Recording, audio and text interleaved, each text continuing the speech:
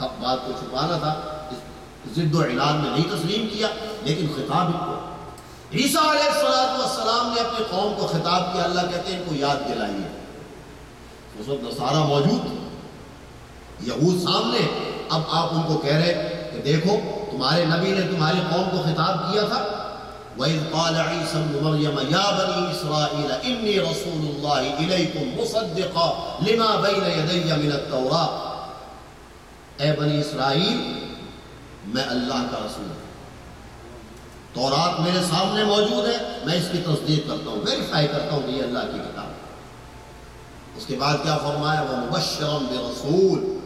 اے نصارہ سن لو، ایک رسول آئیں گے جن کی میں تمہیں خوشخبری دے رہا ہوں. یاتی من بعدی، جو میرے بعد آئیں گے، اسمہ احمد، نام بھی بتا دیا کہ ان کا نام احمد ہوگا صلی اللہ علیہ وسلم. تو سیدنا عیسیٰ ابن مریم نے باقاعدہ اس بات کی وضاحت کے ساتھ کہ نام یہ ہوگا خوشخبری دی کہ ایک نبی آئیں گے جن کا نام ہوگا احمد. تو جس نبی کا تذکرہ آدم علیہ السلام سے لے کر چلے اور سیدنا عیسیٰ ابن مریم اس کے بارے میں بتا کر جائیں اور وہ نبی تشریف لائیں، تو وہی نبی ایسے ہوں گے اصل میں کہ جن کا نمونہ سب کے لیے نمونہ، ساری انسانیت کے لیے وہی نمونہ بن سکتے ہیں. اور کوئی نبی ایسا نہیں ہو سکتا جس کو یہ کہا جائے کہ تم ساری کائنات کے لیے نمونہ ہے، اور نہ کوئی انسان ایسا ہو سکتا ہے. یہ زیب ہی دیتا تھا جناب رسول اللہ صلی اللہ علیہ وسلم کی شخصیت کو. لہذا اللہ نے قرآن کریم میں اعلان فرما دیا کہ لقد کان لکم فی رسول اللہ اسوۃ حسنہ. اور پھر ایک بات یہ بھی سمجھ لیجیے، جتنے انبیاء دنیا میں آئے وہ ایک خاص علاقے کے لیے آئے، خاص وقت کے لیے آئے، خاص پیغام لے کر آئے. لیکن جناب رسول اللہ صلی اللہ علیہ وسلم جب تشریف لائے تو کوئی علاقہ متعین نہیں کیا گیا کہ آپ عربوں کے نبی ہیں، غیر عربوں کے نبی نہیں. آپ کا وقت معین نہیں کیا گیا کہ یہ وقت ہے آپ کا، اس وقت تک تو آپ نبی ہیں، پھر آپ کی نبوت کا وقت ختم ہو جائے گا. یہ کہا کہ نہیں، یہ خاتم النبیین ہے، بس اب ان کے بعد کوئی اور نبی نہیں آئے گا. ما کان محمد ابا احد من رجالکم ولکن رسول اللہ وخاتم النبیین. ایک تاج پہنا دیا جناب رسول اللہ صلی اللہ علیہ وسلم کو کہ آپ خاتم النبیین، اور پھر بتا دیا ساری امت کو کہ اب یہی نبی ہیں. جتنے بھی اب زمانے بدلتے رہے اور کوئی نبی نہیں آئے. اور اس کی ایک وجہ بھی سمجھ میں آتی ہے، میں بات عرض کرتا ہوں. دیکھیے، دنیا کے اندر اپنا لوہا منوانے کے لیے یا اپنی شناخت کے لیے یوں تو بہت سی چیزیں ہیں، لیکن سب سے بڑی قوت علم کی قوت. یہ بات آپ ذہن میں رکھیے. بنی آدم از علم یابد کمال، نہ از حشمت و مال و جاہ، مال و جاہ و منال. اگر بنی آدم کو کسی وجہ سے فوقیت مل سکتی ہے تو علم کا سرمایہ ہے، بس یاد رکھیے. بنی آدم کو کمال ملے گا علم کی وجہ سے. علم ایک بہت بڑی قوت. جناب رسول اللہ صلی اللہ علیہ وسلم کے بارے میں حدیث میں آتا ہے، آپ نے فرمایا اوتیت علم الاولین والآخرین. مجھے پہلوں کا بھی علم دیا گیا. اور سب سے پہلا انسان کون ہے؟ حضرت آدم علیہ السلام. 1000 سال قریب دنیا میں زندہ رہے. حضرت نوح علیہ السلام آئے، اور پھر انبیاء کا تذکرہ قرآن کریم میں آتا ہے.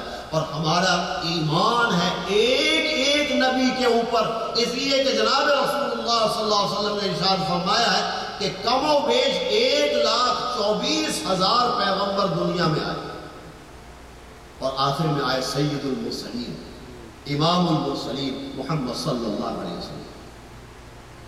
تو 1,24,000 پیغمبروں کا علم اگر ایک طرف رکھا جائے اور وہ علم جو جناب رسول اللہ صلی اللہ علیہ وسلم کو دیا گیا رکھا جائے، آپ فرماتے اوتیت علم الاولین والآخرین. مجھے پہلوں کا علم بھی دیا گیا اور بعد میں آنے والوں کا علم بھی دیا گیا. قیامت تک جہاں جو بھی جس طرح کا بھی علم دنیا میں آئے گا، یاد رکھیے یہ فیض ہوگا جناب رسول اللہ صلی اللہ علیہ وسلم. آپ نے فرمایا مجھے اگلوں کا علم بھی دیا گیا، پہلوں اور پچھلوں کا علم بھی مجھے دے دیا گیا. تو علم جب آپ کا اتنا کمال کو پہنچا ہو جس شخصیت کا علم کہ پہلوں کا علم بھی اس کے پاس ہو، بعد میں آنے والوں کا علم بھی اس کے پاس ہو، تو پھر وہی ذات ایسی بنتی ہے کہ جس کا اتباع کیا جا سکتا ہے، وہی ذات ایسی بنتی ہے کہ جس کو بطور نمونہ کے قرار دیا جا سکتا ہے۔ اس لیے قرآن کریم کہتا ہے لَقَدْ كَانَ لَكُمْ فِي رَسُولِ اللَّهِ أُسْوَةٌ حَسَنَةٌ، اسی لیے قرآن کہتا ہے فَاتَّبِعُونِي، نبی کا اتباع کرو، اس کے بدلے میں تمہیں اللہ کی محبت ملے۔ اور کوئی شخصیت ایسی ہے نہیں دنیا میں۔ اس لیے جناب رسول اللہ صلی اللہ علیہ وسلم کے اتباع کا اللہ تعالیٰ جل شانہ نے حکم دیا۔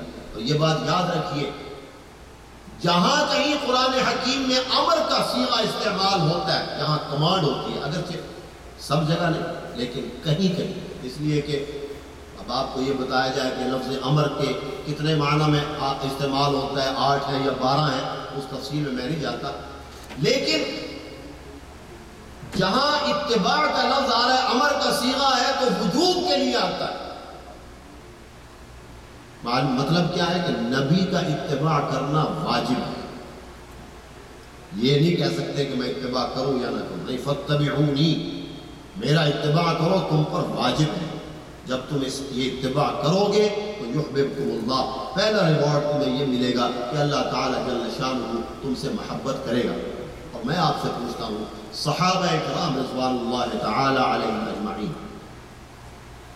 انسان تھے، بشر تھے، لیکن وہ کیا کمال کی بات ان میں آ گئی تھی کہ اللہ تعالیٰ نے ان کو ان بلندیوں پر پہنچا دیا کہ قرآن کریم میں نازل کر دیا صحابہ کے بارے میں کہ رضی اللہ عنہم ورضوا عنہ، قرآن میں اتار دیا، قیامت تک آپ پڑھتے رہیں گے، یہ آیت آپ منسوخ نہیں کر سکتے، اس کو چھوڑ کر جا نہیں سکتے۔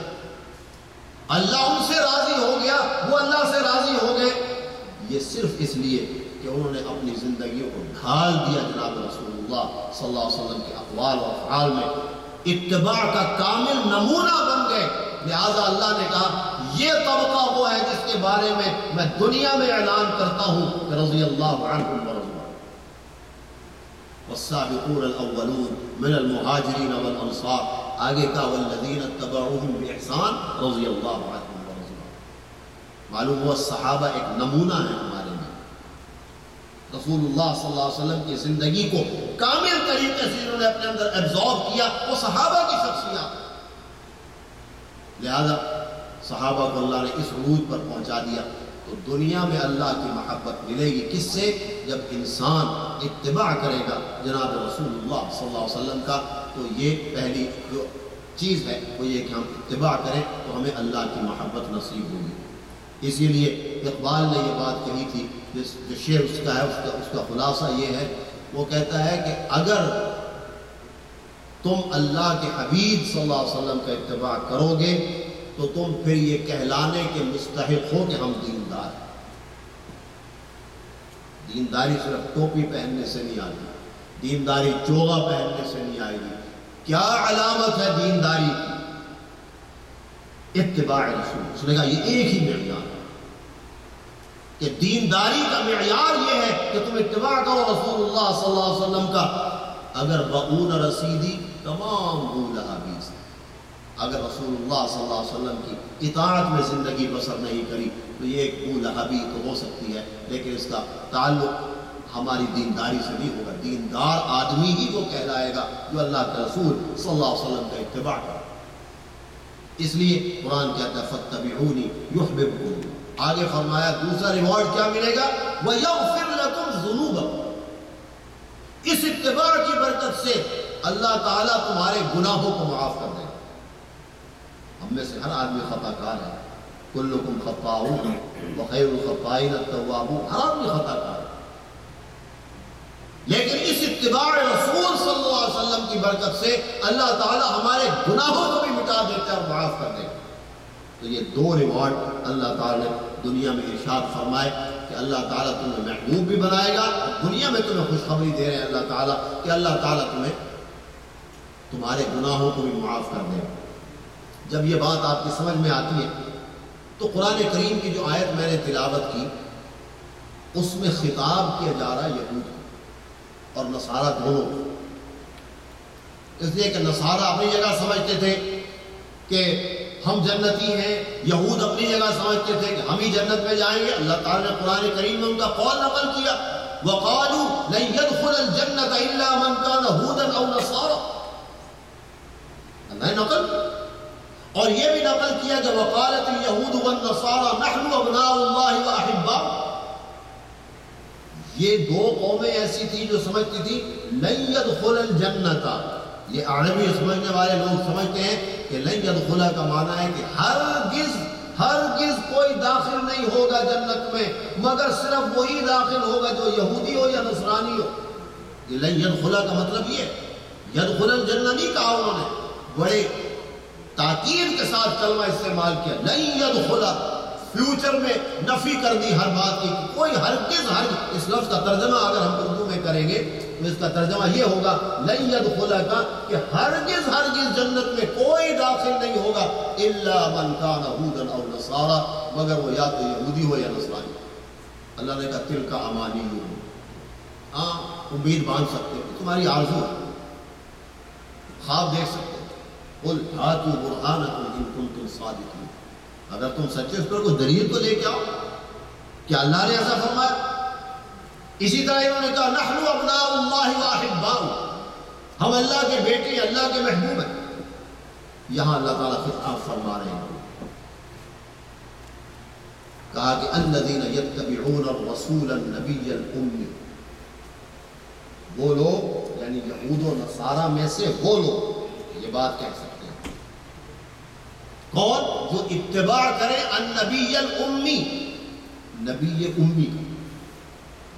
امی کے بہت سے معنی بیان کیے گئے. ایک معنی یہ بھی لکھا ہے کہ امی سے مراد ہے جس کی امت بہت زیادہ ہے. رسول اللہ صلی اللہ علیہ وسلم کی امت زیادہ ہے اس لیے آپ کو نبی امی کہا.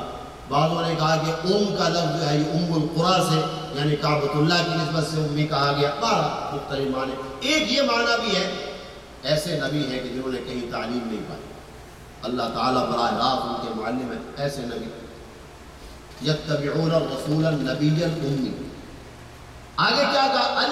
یجدونہ مکتوبا عندہم فی التوراۃ والانجیل. یہ وہ نبی امی ہیں جن کا تذکرہ تم تورات و انجیل میں پاتے ہو. یجدونہ مکتوبا, اور مکتوبا کے معنی کیا ہے؟ لکھا ہوا ہے تمہارے تورات میں, لکھا ہوا انجیل کے اندر کہ اے نبی آئیں گے جن کا یہ نام ہوگا, یہ ان کے اوصاف ہوں گے, یہ خوبیاں ان کے اندر ہوں گی. تورات میں بھی لکھا ہے, انجیل میں بھی لکھا ہے. جب قرآن نازل ہو رہا ہے تورات موجود تھی کسی نہ کسی شکل میں, انجیل کسی نہ کسی شکل میں موجود تھی. رسول اللہ صلی اللہ علیہ وسلم آیت تلاوت کر رہے ہیں کہ اللہ تعالیٰ یہ فرما رہے ہیں یتبعون الرسول النبی الامی الذی یجدونہ مکتوبا عندہم فی التوراۃ والانجیل. تورات اور انجیل میں تم لکھا ہوا پاؤ گے اس نبی کے بارے میں کہ اس نبی کا اتباع ہی تمہارے لیے نجات کا ذریعہ ہے. تو یہودی آ جاتے, نصرانی آ جاتے, کہتے اے محمد صلی اللہ علیہ وسلم یہ تورات ہے, یہ انجیل ہے, دکھائیے آپ کا تذکرہ کہاں. کہہ سکتے تھے کیونکہ ان کے پاس تو تورات تھی, نصارہ کے پاس انجیل تھی. لیکن تاریخ یہ بتاتی ہے کہ نہ کوئی یہودی آیا نہ کوئی نصرانی آیا جو آ کے یہ کہتا ہو کہ اے محمد صلی اللہ علیہ وسلم ہم آپ کا تذکرہ اپنی کتاب میں نہیں پاتے. معلوم ہوا کہ حضور صلی اللہ علیہ وسلم کی نبوت کا اعلان پہلے بھی کر دیا گیا تھا تورات میں کہ نبی امی آئیں گے, یہ ان کے اوصاف ہوں گے, ان کا اتباع کرنا ہے.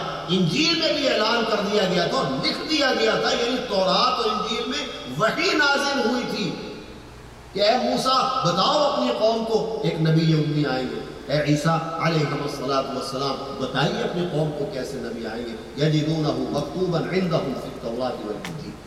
چنانچہ حدیث میں آتا ہے جناب رسول اللہ صلی اللہ علیہ وسلم نے ارشاد کے بارے میں آتا ہے کہ ایک یہودی لڑکا تھا جو آپ کی خدمت کیا کرتا تھا.